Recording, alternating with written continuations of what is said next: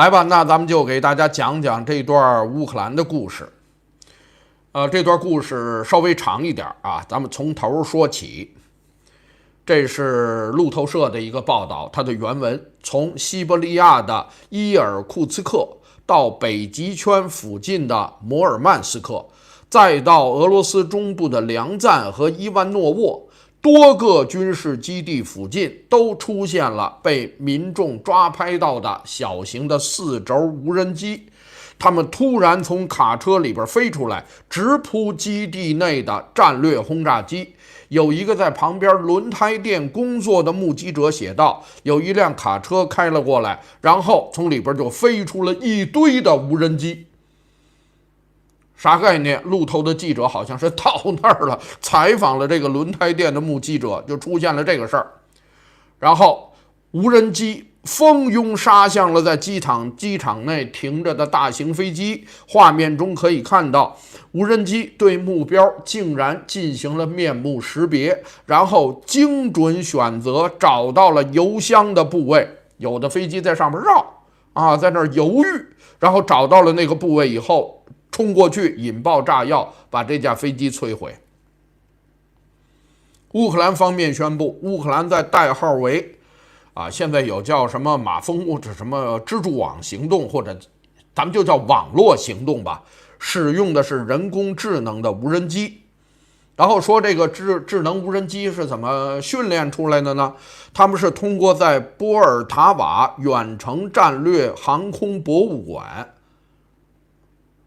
在乌克兰有这么一博物馆，那里边收藏的俄罗斯飞机，特别是图-95和图-22，然后对他们进行了3D 扫描，然后就对这些无人机进行了训练。人工智能的，刚才说什么面目识别，找那个点，这都是经过精心训练的。所以说这些飞机能够识别刚才说的这些战略轰炸机的特征，并且自动执行俯冲的算法，找到你飞机的薄弱部位，定向进行攻击，这是非常凶的啊。那这件事儿，咱们就这故事接着讲。那这件事儿的计划大致的梗概呢？整个行动策划了长达18个月啊。今天我看到这个操盘手马柳克安全局的局长，他讲了讲，泽连斯基在一开始就知道，一开始就跟他这个汇报过啊，他是知道这件事儿的。长达1年半的时间，将150架无人机偷偷的运入到了俄罗斯的境内，然后他们把它隐藏在了卡车后边拉着那个集装箱上边那个顶部有那么一个隔栏，它是木头做的，就给它藏在了那个卡车的顶部有这么一个空间里面。然后这几个卡车呢，就部署在了俄罗斯5个重要的空军基地的附近，然后就静默了相当长的一段时间。说到这几辆卡车，就像当年的特洛伊木马，它就静静地潜伏了下来，等待时机，突然就给它攻击出来。然后整个过程呢，乌克兰是公布了他们那个照片，展示他们如何把这些无人机偷运，怎么把它弄进来的啊，走私进来，然后藏匿在改装的卡车那个木格间中。然后呢，他们雇佣了一些不知情的俄罗斯司机，驾驶卡车经过俄罗斯空军基地，倒不是给这些基地送货去，就从他的旁边经过。因为这些无人机呢，并不是什么先进的无人机，大概也就能飞那么几公里远就够了啊，就够了。我后来看到他们比划的那个照片，就是那4轴无人机，它那个下边捆着一个跟迫击炮弹那么大的一大炸弹。就它能飞起来，也飞不高了啊，也飞不远啊，但是呢，它停到了你那个基地的旁边。据说在这次行动发动之前，具体操盘的这位国家安全局局长马柳克几夜都没有睡着，就怎么喝点酒也睡不着觉，反正就是非常的澎湃，非常的激动啊。有消息人士讲，实际上这是一个非常复杂的棋局，这里边有很多的过程还没有对外公布。但是呢，这一段他说了，说之前呢，乌克兰先通过袭击其他的基地，包括前一阵打什么海参崴那边的基地啊，我不知道那是不是也是这整个计划的一部分。什么意思呢？他就没打这几个地方，因为我在攻击其他基地，那就不安全嘛。又使俄罗斯把那些飞机转移到他们盯着的这些特定的基地。据报道，在发生袭击前的3天前，有数十架飞机就转到了摩尔曼斯克州的奥列尼亚空军基地。这个奥列尼亚也是这次被炸得最惨的一个主要的地方。你看他们这个啊，人家这个各方面的布置，先炸别的，让你挪过来，最后给你来一狠的。行动开始，他们选择了在俄罗斯比较放松的白天，然后通过远程遥控，同时打开了这些上边就是那隔间的那个屋顶，然后无人机就开始纷纷起飞，利用俄罗斯的移动电话网络。我们到哪儿去，不是买一个 SIM 卡，我们就可以用当地的网络了吗？就是这个意思。然后甚至能把拍摄的画面能够传回到乌克兰。然后这个情报人员也确实透露了，说那些卡车司机其实并不知道是怎么回事儿。说到俄罗斯呢，那怎么没防住啊？这么重要的国家，存大杀器的战略基地都不知道。因为他们一直在提防那种大型的固定翼的无人机，就长得真像飞机那样，在夜间从乌克兰边境从固定方向飞过来的那些东西啊，这个他们是有防御的。而乌克兰这次的办法是反其道而行之，我故意选择了白天，而且也不是那种大型的无人机，是这种小型的无人机，就在你的身边发动突然攻击。以前在境内干过没有？干过，但是这次的规模，这次的水准，以前是没有过的。以前那个零星的一个小无人机，你能干多大事儿？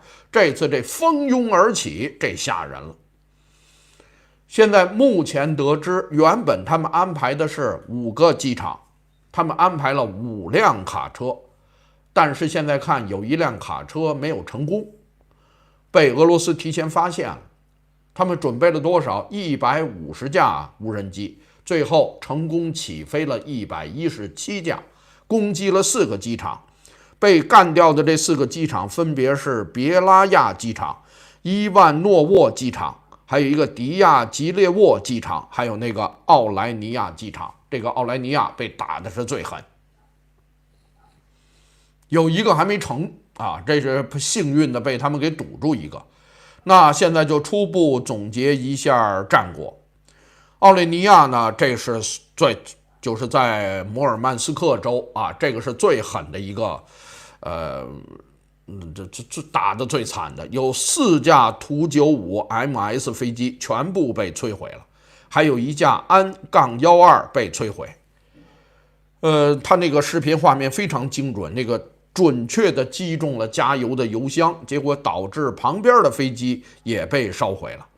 另外呢，在这之前，俄罗斯把40架轰炸机和20%的图95调到了这个奥列尼亚空军基地，这就是人家前期往这儿赶的那个战术获得了成功。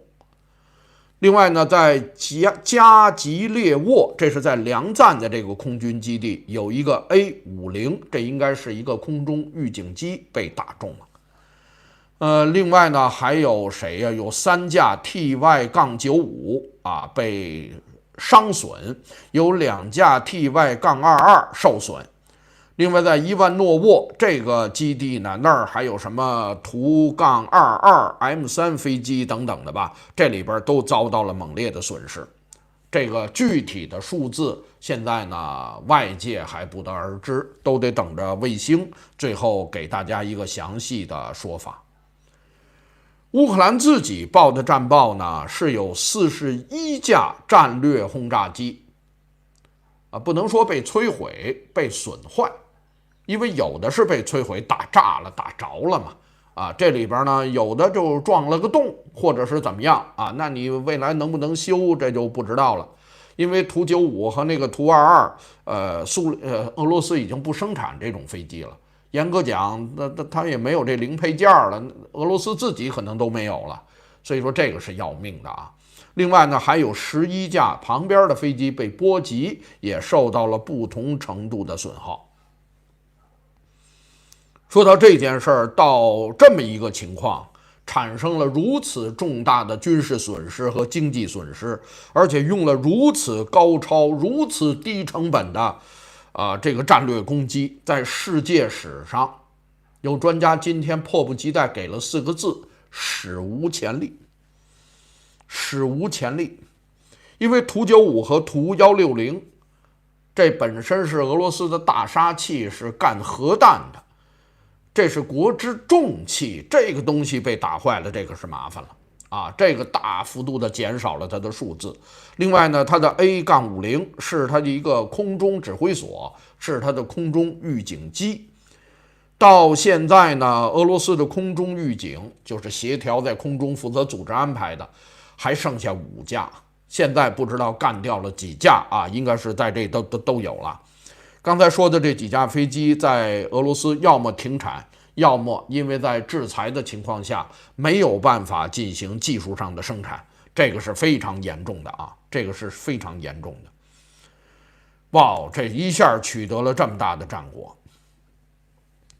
泽连斯基呢，在全国电视讲话上讲说，这次袭击动用了117架无人机，摧毁了俄罗斯34%的战略轰炸机。他认为呢，这里边干掉了它1/3。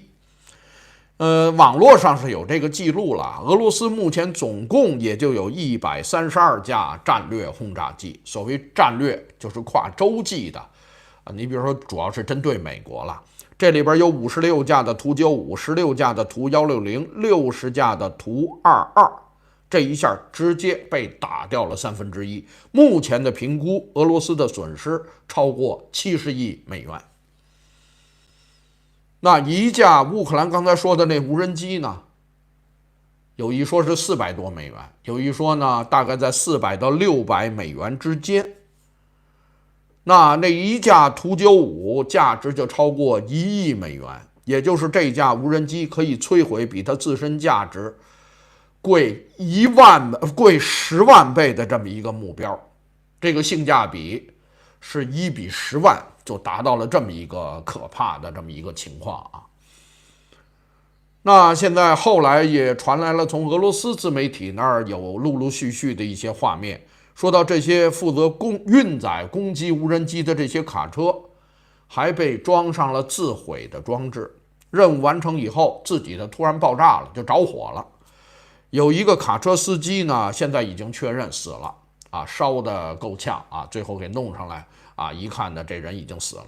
另外有的跑了啊，最后给抓住了。那这些人他可能也不知道到底发生了什么，人家给钱他就干呗。有这么一个画面了，有一个那个卡车，我不知道是不是被他们拦住的那辆卡车，有一个俄罗斯人呢，男子爬上了那个卡车，试图阻止这些无人机起飞。另外还有一个人也爬上去啊，两个人在车上在那忙活。后来有记者问他们，后来有翻译说：“你们干嘛呢？”说：“我想把他那螺旋桨都给他掰断了，我让他飞不起来，或者是怎么样啊？因为那个机器在那儿转，这他阻止不了，他就想办法都给他破坏。应该说这哥俩呢是起到了一定的作用吧。那些卡车，最后是这么一个结局。你就说人家整个的算计啊，非常的精准。”泽连斯基是高度赞扬了这次的行动，他讲呢，这是一个绝对辉煌的战果，乌克兰独自取得了这个伟大的战果。从计划开始到有效的执行，总共是1年6个月09天，这是我们迄今为止计划最长的一次行动。凡是参与此次行动的人员都及时撤离了俄罗斯领土。感谢马柳克将军为乌克兰取得这个成功做出的伟大贡献。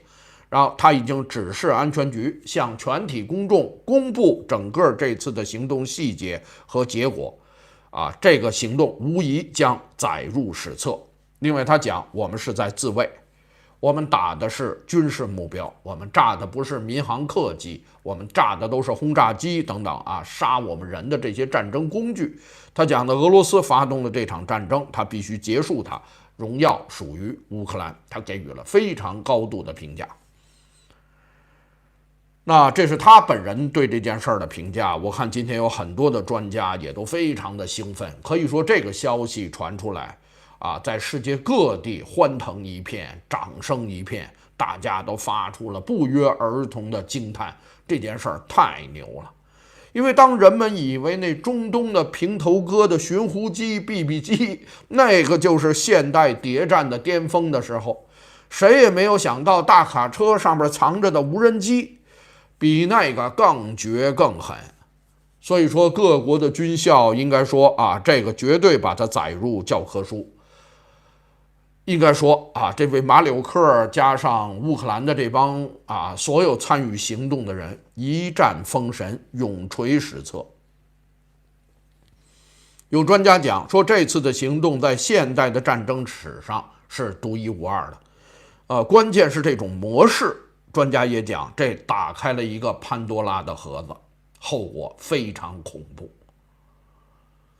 这么小的代价，整个前后运作花不了几个钱，而且这么简陋的一些装备，然后呢，他通过用 AI， 通过用劫持你的网络系统，然后呢，就可以形成这种精准打击，摧毁你的重要的重器，而且就在你的身边，防不胜防。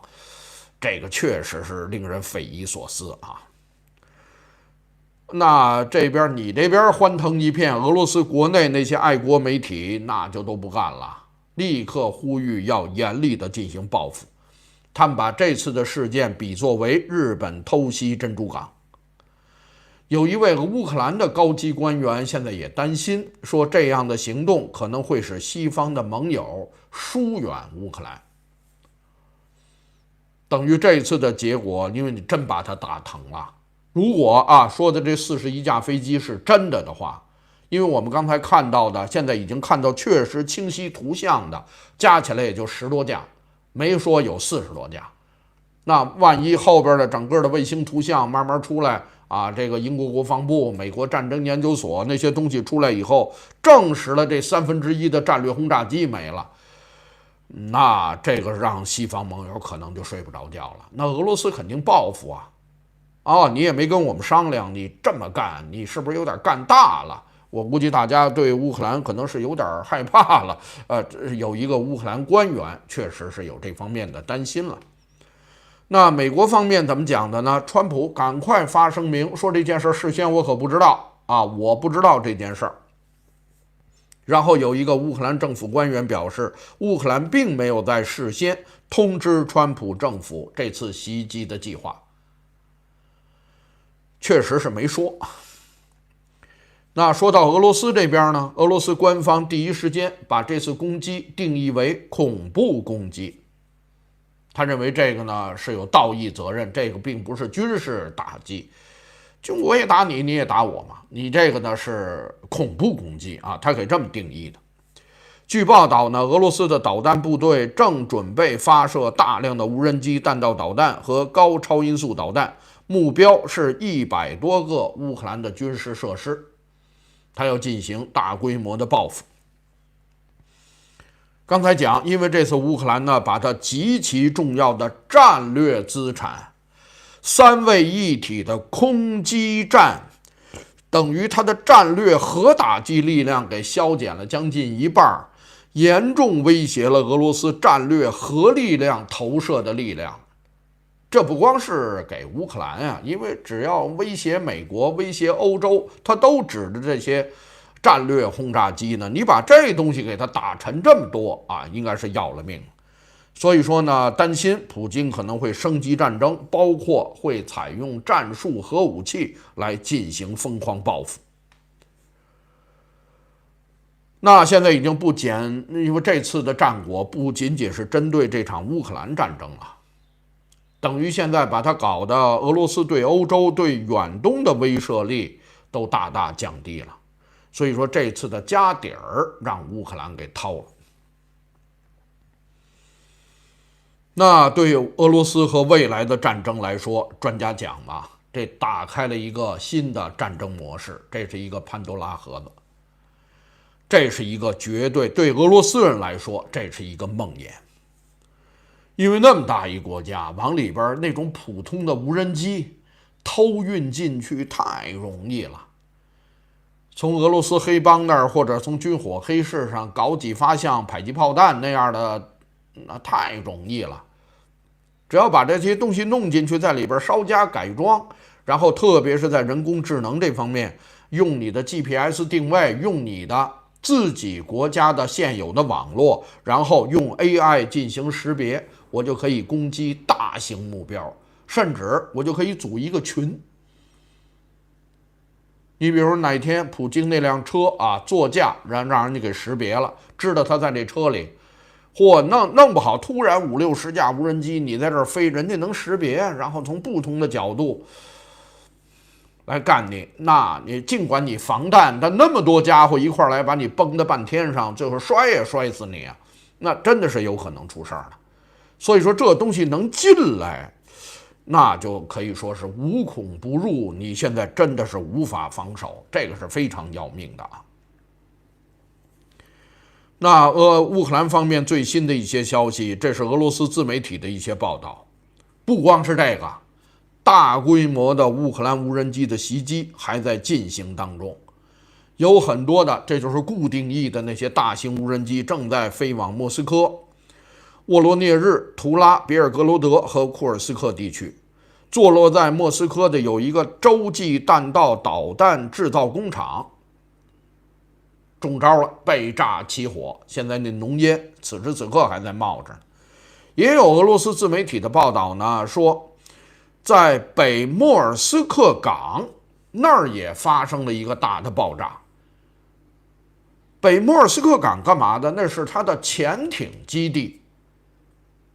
据自媒体讲，可能有一艘俄罗斯潜艇也被击中了。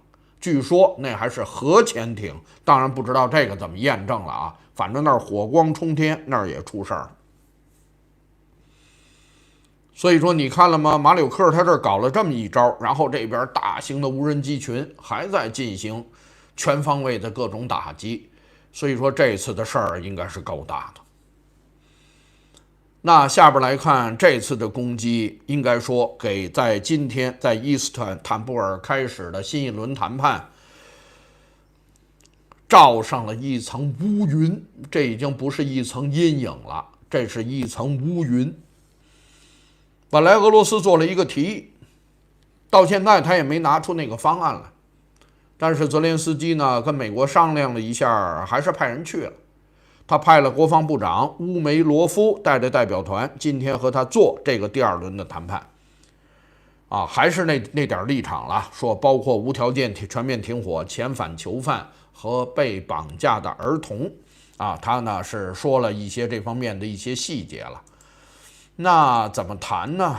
现在这事儿我们大家心里都有数，估计也就是走一个过场了。路透社的报道，乌克兰现在已经把他们的和平谈判条件交给了美国。这次呢，大概就这么谈了，有这么几条：30天全面停火，全部交换全部的战俘，然后安排泽连斯基和普京的会晤，然后下边对乌克兰军队，你不能有任何的限制，不承认俄罗斯的领土扩张，你的领土要求我都不接受。另外呢，俄罗斯你要有战争赔款。整个谈判从目前的战线开始，俄罗斯承诺呢，在谈判开始前，在最后时刻向美国交他的谈判备忘录，但到现在为止，他也没有这么做，美国也没收到。所以说这次呢，伊斯坦布尔，美国可能不派任何代表参加。这是整个这个新闻包。干了这么一件大事儿，这里边现在有几个疑问呢？那就是我们现在要等到卫星图片，你也不能光听乌克兰一方面的说法了。当然应该是比较可靠的，这还不是一般的战报，这是泽连斯基向全国人民、向世界他公告了这么一个战果。是不是有夸大的成分，咱们先放在一边。但是毫无疑问，重创了他整个的战略轰炸机，这个是毫无疑问的。那这个疑问啊，我们稍微留一下。那评论几句呢？乌克兰是毫无疑问取得了一场空前的大胜。乌克兰这个国家和民族最厉害的有2件东西，一个是他们不怕死的这种勇气，另外就是他们的智慧。这2点，我想这3年多大家都领教到了。这次给俄罗斯以致命的重创，消息传来，全球一片欢腾，这个在推特、脸书上大家都能看得到。但是同样也毫无疑问，这场战争将被大大升级。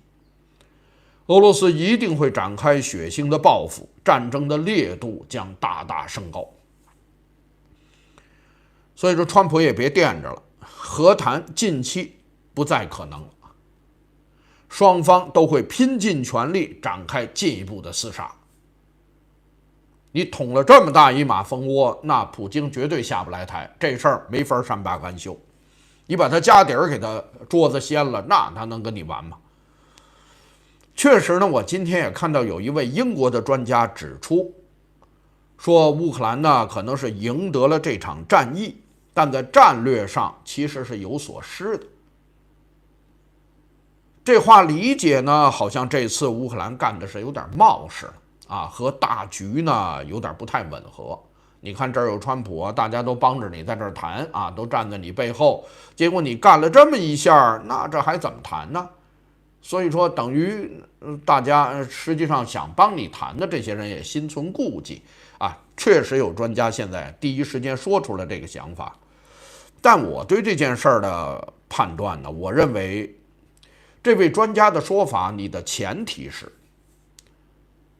就是普京可能真的是来谈和谈、谈和平，但普京是这样吗？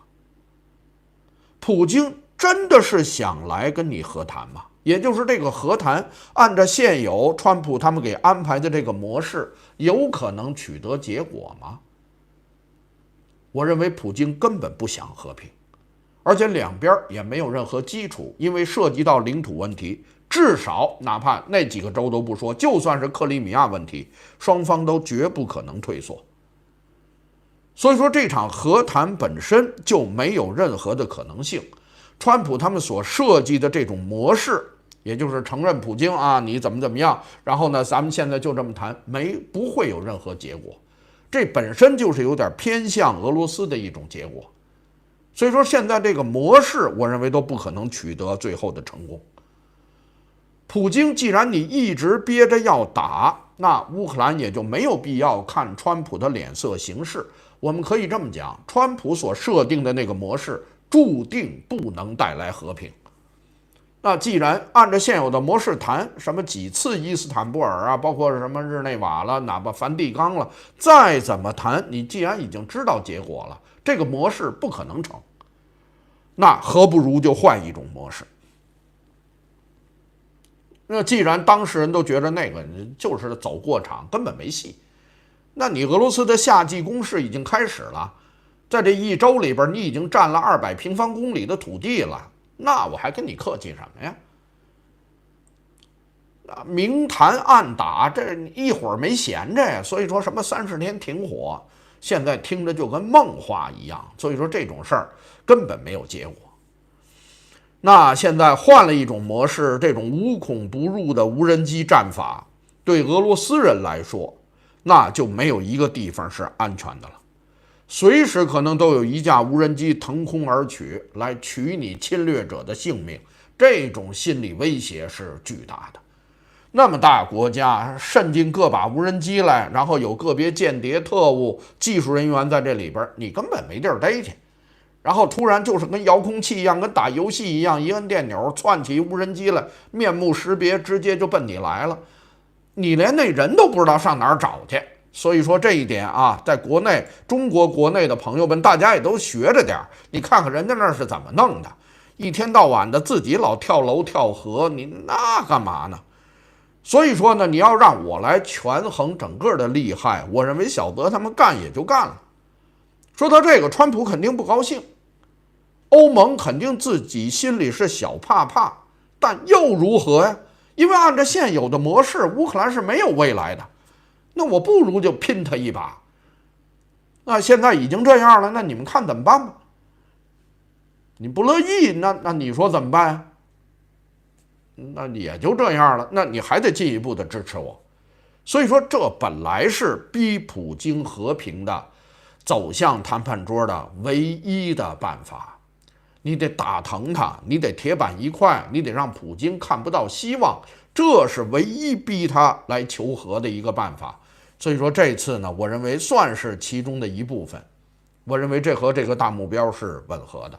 在这儿呢，我要祝贺乌克兰人取得了这么一次不能说绝后，肯定不会绝后，一次空前的胜利。像这种性价比、这种成本，而且这么高妙的前后、这么静悄悄的战略组织，整个的策划令人叹为观止。这个要上史书的这个是将来要拍大片、要拍电影的有生之年我们都看得到，这个太厉害了。